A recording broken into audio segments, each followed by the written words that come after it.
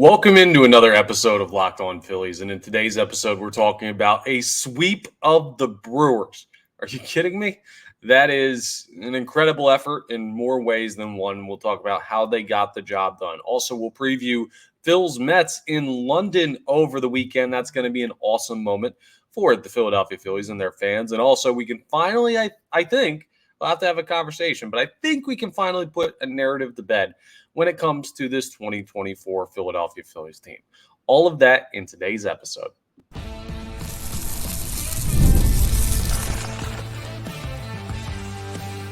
You are Locked On Phillies, your daily Philadelphia Phillies podcast. Part of the Locked On Podcast Network, your team every day. Yes, this is Locked On Phillies. I'm Connor Thomas, your host. Thank you so much for checking us out today and every day. We're part of the Locked On Podcast Network, your team every day. Please make sure, if you haven't done so yet, you rate and review if you're listening to this in podcast form. If you're watching on YouTube, go to the channel and subscribe. It really helps us out here on Locked On Phillies. I can't overstate how much it would mean to me if you do that and how much it helps us here on the podcast. All that great stuff really, really helps us out. And today's episode is brought to you by GameTime. Download the GameTime app, create an account, and use code LOCKEDONMLB for $20 off your first purchase. Terms apply. The Philadelphia Phillies are just an absolute wagon, folks. I've been saying that for what feels like months, and I guess it's been true for what is actually literally months. But just another strong effort by the Philadelphia Phillies in this latest series. They sweep out the Milwaukee Brewers. We'll talk about yesterday's game, and then we'll talk about what the sweep actually means to accomplish that. But yesterday's game was not the most exciting game. It finished 2-0. There was exactly one swing of the bat that resulted any runs, and it was Nick Castellanos in the fifth inning hitting a 2-run home run. Now, it was with 2 outs. It was after you had first and second with no outs. And Kyle Schwarber grounded into a double play. That was actually a sick turn by the Milwaukee Brewers.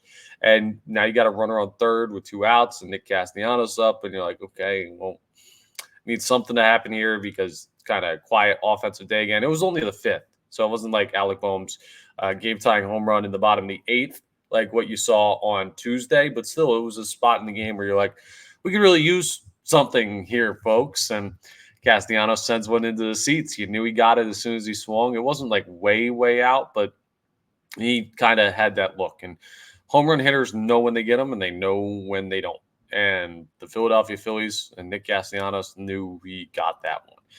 And then what happened from that point forward was just shutdown effort by the pitching. Before we move on to that side of the ball, though, Nick Castellanos is starting to heat up. We've talked about it for like 3 or 4 episodes in a row. We talked about a Matt Gelb article in The Athletic about how he's been high in exit velocity, even dating back to the series with San Francisco out on the West Coast. And that is kind of the marker that some people are using to say he might be coming out of this stretch, or he might at least maybe not be coming out of it, but be due for a small hot stretch, right? Because when you're impacting the baseball hard, it normally means you're seeing it well. It normally means you're going to find hits, all of that stuff. It normally means the swing's feeling pretty good. I think that is the baseline of offense. It's not the same as pitching, right? Because pitching is no longer as simple as throw ball hard, get guys out. It's not. There's a lot more to do because hitters at the professional level have just become so amazingly talented. But offense will always kind of be the same. Always. Hit ball hard, you're probably doing something or going to be doing something right very soon. Seems to be a simple equation for that side, because even if you're not getting rewarded, if you're hitting the ball hard, that normally means you're doing a whole bunch of other stuff right to get to that point. Nick Castellanos has been doing that. So credit to him. Hopefully he stays hot in London. He's probably the most annoyed that the Phillies have 2 days off, Thursday and Friday, because he most likely wants to just keep seeing pitching and keep hitting and keep having really good games. But that's fine. Take a rest, big guy. You deserve it after that series and doing well, the walk-off the night before, the game-winning home run the next day. Great series by Nick Castellanos. Kind of a slow offensive series from everyone else, but we're absolutely willing to let that go by the wayside when you sweep the Brewers. And let's talk about the pitching and also the defense. First, we'll give props to Aaron Nola, who went 7 innings. He only allowed 2 hits, none earned, obviously, because the Philadelphia Phillies shut out the Milwaukee Brewers in yesterday's ball game. Like, he was unbelievable, Aaron Nola. He's climbing into the ranks of top pitchers in the National League. And he's joining guys like Ranger Suarez, who has already been there, Zach Wheeler, who has already been there, Christopher Sanchez, whose numbers would tell you he's kind of there, but who's, I guess, the weight his name carries would not tell you he's kind of there yet, which unfair. That's what we in the business would call underrated. Christopher Sanchez lives in that underrated zone right now. But Aaron Nola is starting to put together some strings of starts where you're like, ooh, this dude is also having an amazing year.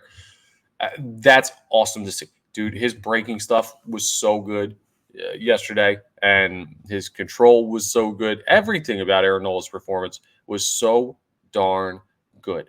And that's against the team. If you're not familiar with the Milwaukee Brewers and what they've been doing this year, and if you haven't kept track, well, they were 13 games over 500 coming into that series with the Philadelphia Phillies. They had a top 5 offense in baseball when it comes to runs scored per game, which is kind of the only metric you need for offense. It doesn't matter if it comes by home run, walk, hit. The teams that score the most runs are the teams that win the most games more often than not. Again, it's a good rule of thumb, just like the exit velocity rule of thumb for hitters. But the Phillies shut them down. Over the course of the series, the Phillies only allowed 2 runs to a team that had a top 5 number of runs scored per average game in baseball. That is domination. I know the offense didn't really do that much, but when you can shut a team down like that, that says your pitching was really, really good. And probably you got some more help on that end. And we saw it yesterday as well.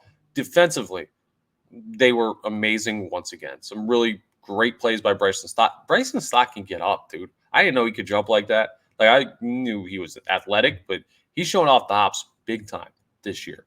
Alec Boehm was awesome over at third base.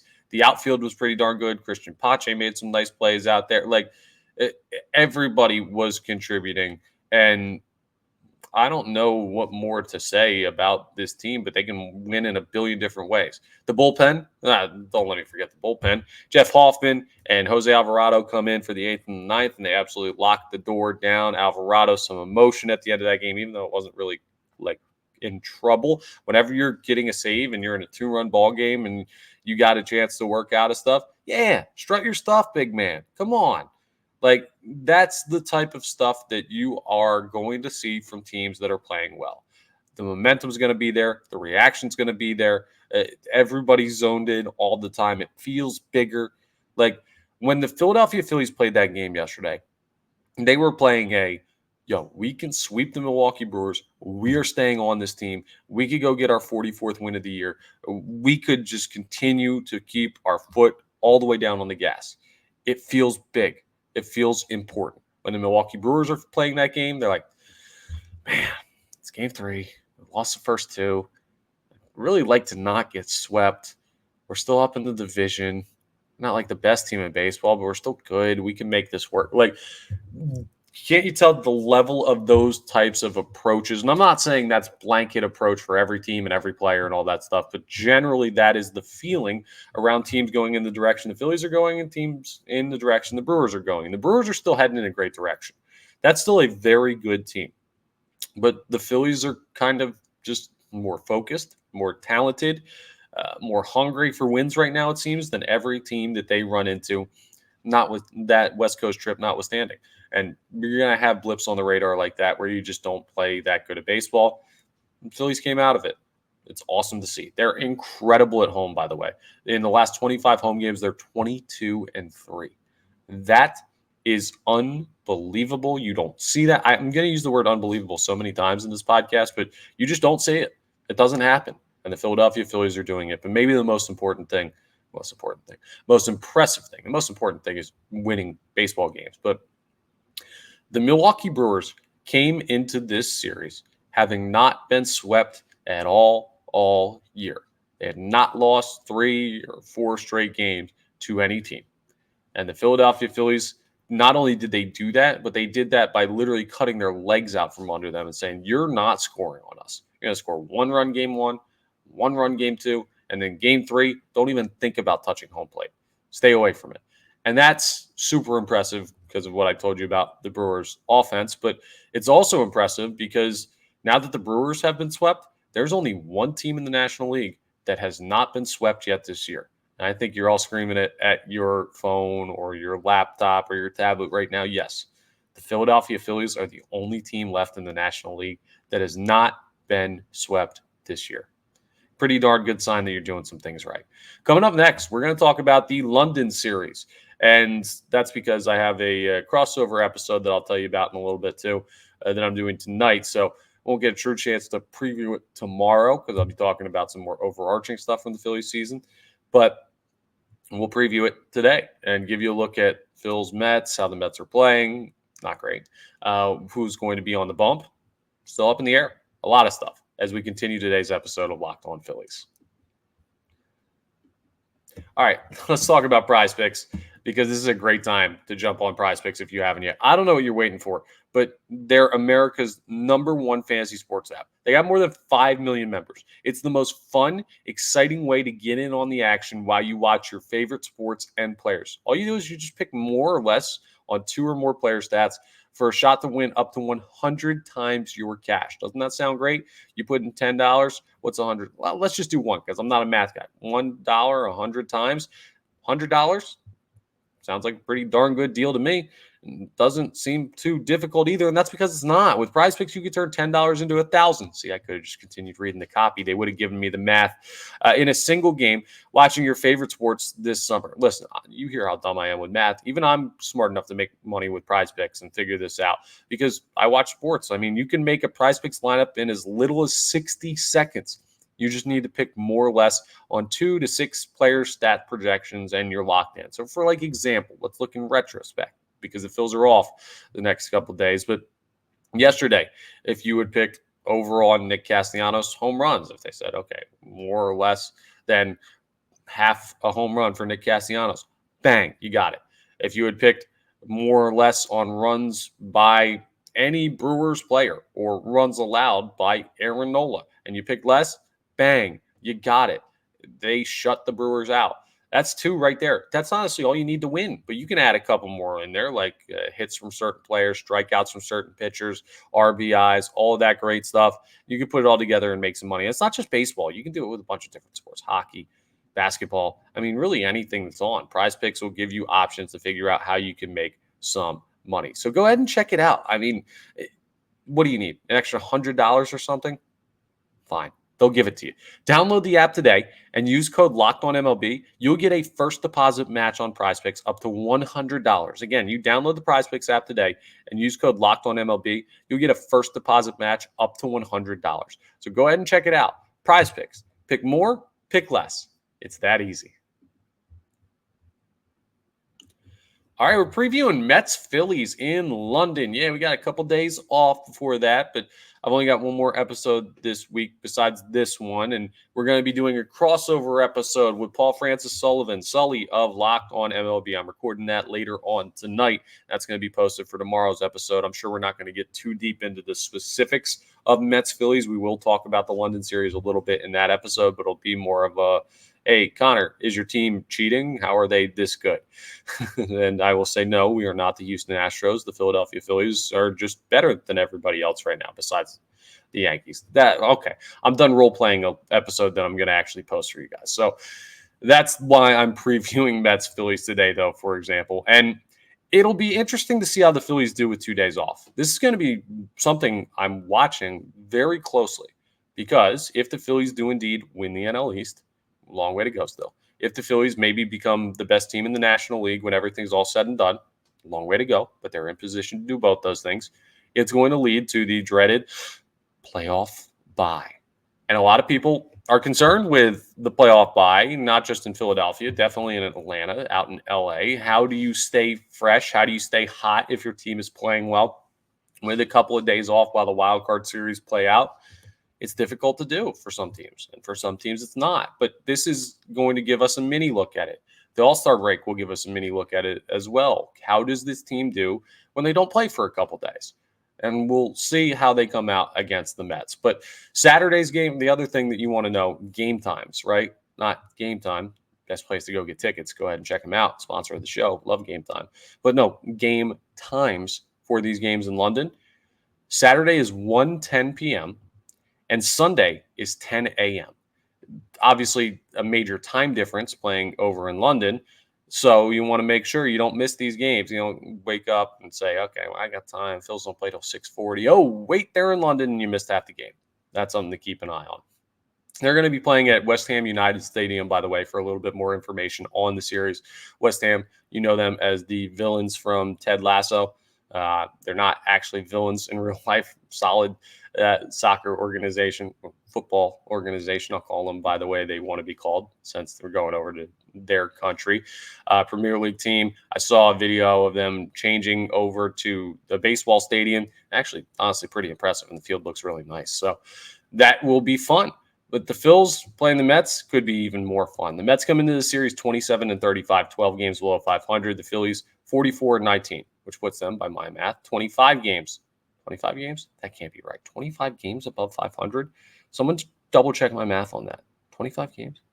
Yeah, looks like it. 25 games above 500, the Philadelphia Phillies. And interestingly enough, the probable pitchers listed on the ESPN app for Saturday's game are Sean Manaea and Ranger Suarez. Now, Suarez is going to make the trip. He's going to go over there.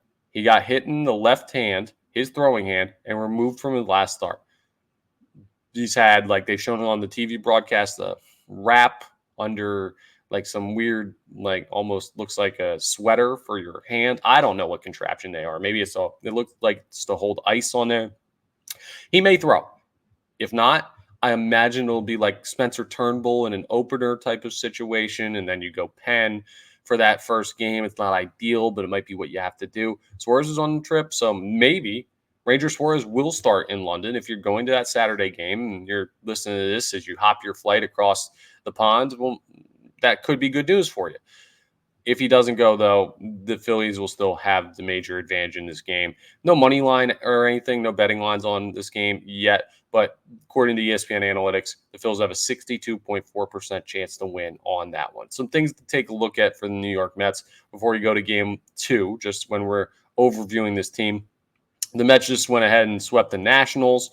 That comes on the heels of starting the month by losing 2 to the Diamondbacks at the end of their series with Arizona. They actually ended up splitting in a 4-game series with the Arizona Diamondbacks, and they got swept by the Dodgers technically. That was a 4-game series, and they played only 3 due to rain. But you look at a situation where 2 of the last, is it 2? Let me just double check my math.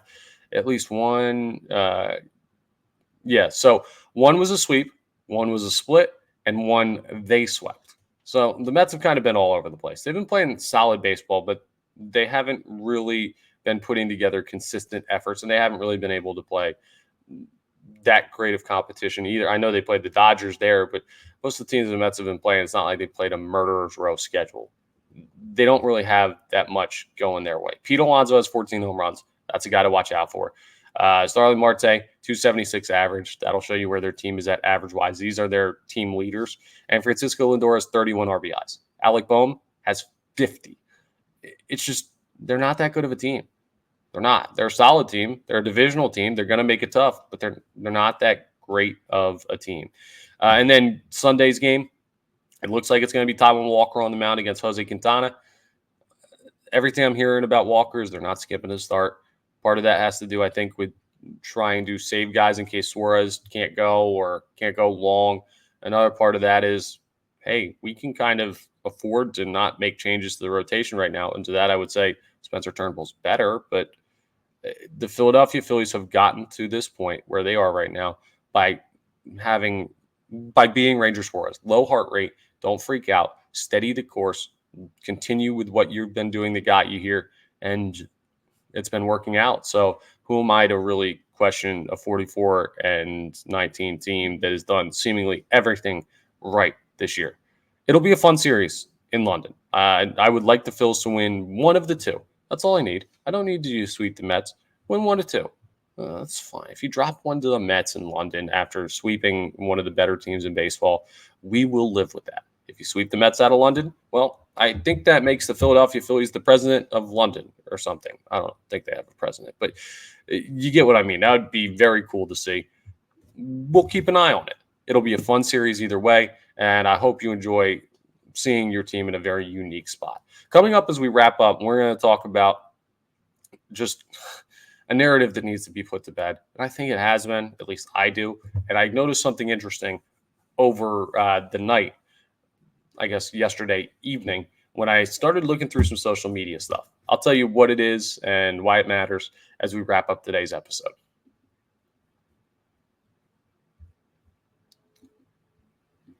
But first, GameTime. I mentioned it earlier. GameTime is an authorized ticket marketplace in Major League Baseball, which makes getting tickets faster and easier. It's the best place to go for tickets to anything. It's not just sports, by the way. It's comedy, concerts, theater. It is sports. Basically, any event that you're going to need a ticket to, you can probably find through GameTime. And you can find it cheaper and easier on GameTime. Prices on the GameTime app actually go down the closer it gets to the first pitch. They got killer last-minute deals. All-in prices, so you don't have to wait and see fees at the end. No, you can see your full price up front, which seems to be smart and good business. And you can see views from your seat, which also seems to be smart and good business. So you're not buying anything that's got obstructed view, and you actually get the experience before you purchase. And they have a lowest price guarantee. Well, what's the GameTime guarantee, you might ask? If you find a seat in the same row and section for less, well, they'll give you 110% of the difference. That's not a typo that I'm misreading. No, 110% of the difference. You will be paid money by GameTime if you find a cheaper seat in the same row and section. That's how confident they are.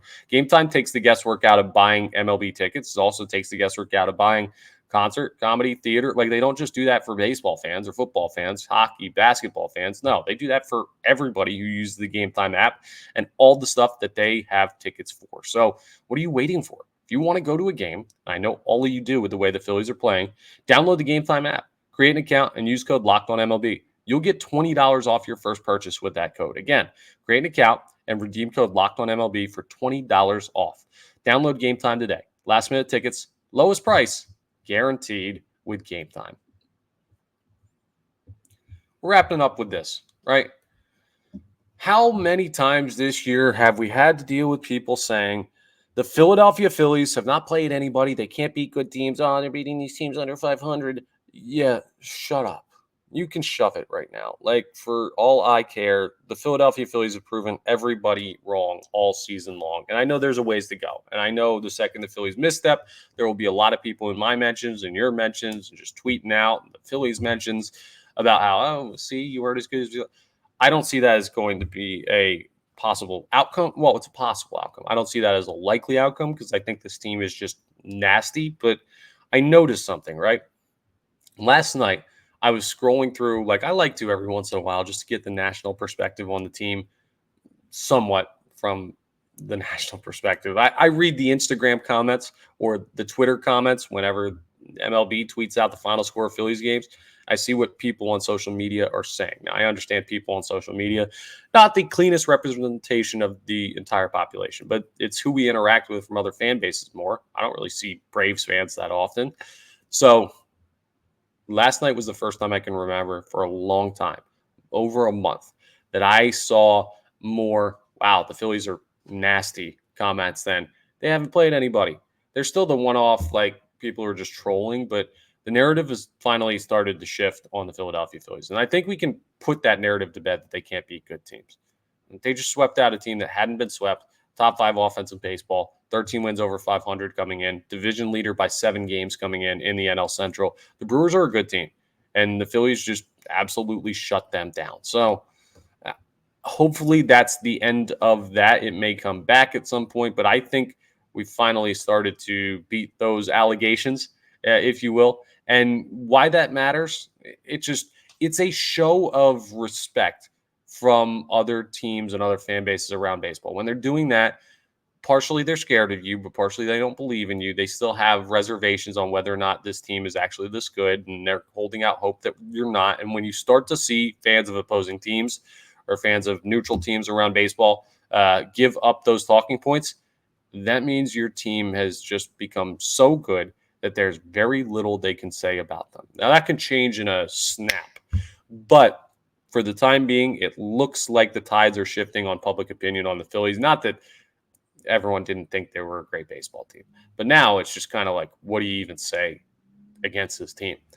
How do you even beat this team? And that's a great place to be. So a little bit of a shift I saw. Something I hope I don't see anymore this year is that the Phillies can't beat good teams, but we'll find out as they play more of them. Unfortunately, not going to do so really in London, as the Mets are not that good of a team, but it'll be a fun trip anyway. We'll have our crossover episode with Sully tomorrow that'll be posted. I'm recording it tonight, be posting it tomorrow. And then they're heading across the pond. So it's going to be a fun weekend, unique weekend. I hope you all enjoy it. That's all for today's episode of Locked On Phillies. So thank you so much for checking us out. Please make sure you're rating, reviewing, subscribing to the YouTube, all that great stuff that really helps us here on Locked On Phillies. And I'll talk to you next time on the next episode of, that's right. Oh, by the way, we're part of the Locked On Podcast Network, your team every day. The next episode of Locked On Phillies.